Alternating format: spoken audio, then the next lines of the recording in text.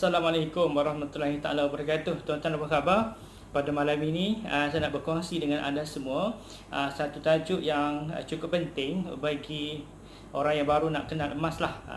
Tajuk yang saya akan kongsikan pada malam ini ialah 7 sebab orang rugi membeli ataupun menyimpan emas. 7 sebab orang rugi membeli ataupun menyimpan emas. Yang pertama, orang rugi sebab dia beli emas tanpa ilmu. Dia tengok kawan-kawan beli emas, dia beli emas juga, beli emas jongkong, beli emas dinar tapi tanpa ilmu. Bila tanpa ilmu, orang beli tanpa ilmu dia akan rugi. Rugi sebab apa? Sebab dia fikir beli hari ni bila nak jual, beli hari ni bila nak jual.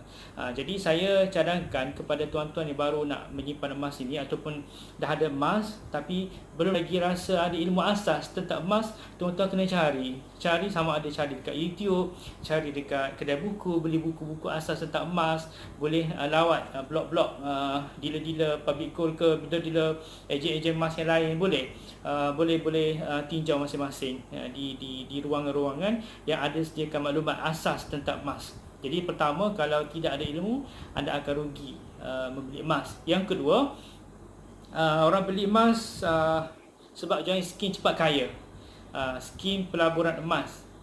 Walaupun saya dalam industri emas ni saya dah 3 tahun, tapi saya rasa orang yang mencari mangsa ni, skim pelaburan emas ni, daripada dulu sampai hari ni ada saja mereka ini. Mereka ini sentiasa buat kerja. Dekat dada-dada akhbar selalu terpampang rugi contoh warga emas rugi 50,000. Anak muda 23 tahun rugi 10,000 kerana beli emas sebab join skim pelaburan emas yang memang haram. Tidak ada skim pelaburan emas yang halal, kan?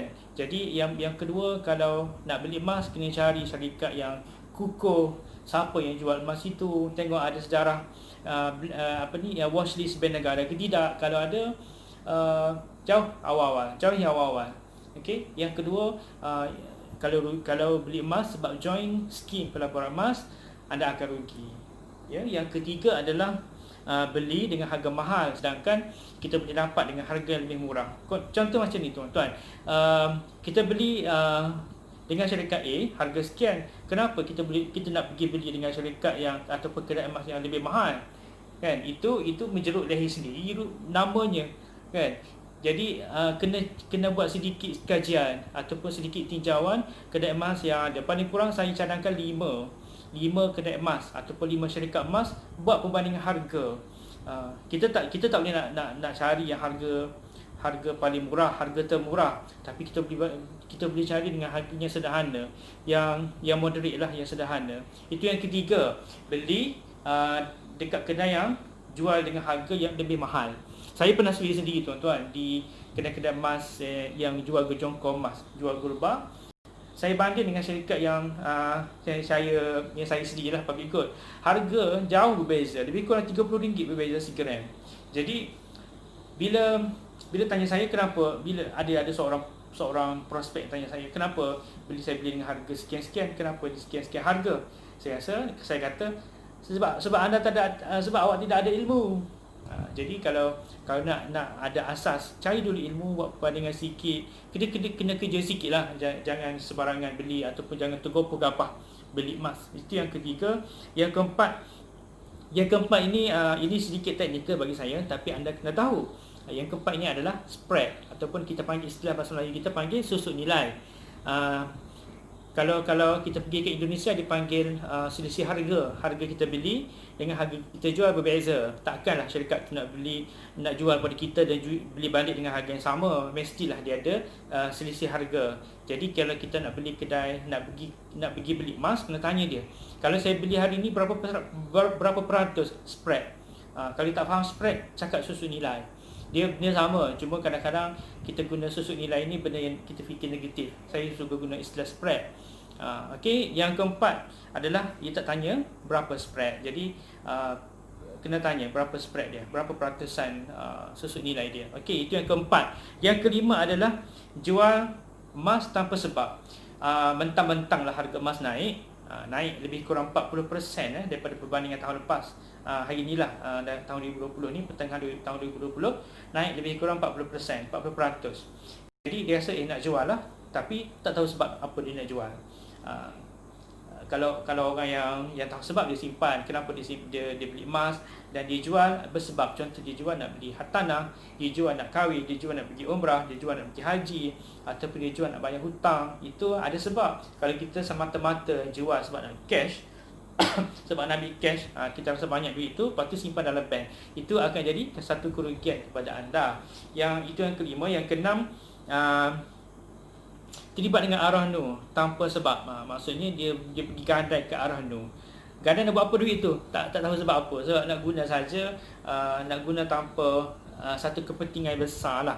Bagi saya, kalau nak arwah Nur ni, kena betul-betul perlu. Sebab bagi saya arwah Nur ini adalah, kalau kita ada emas, kita pergi ke arwah Nur, kita guna sebagai dana kecemasan.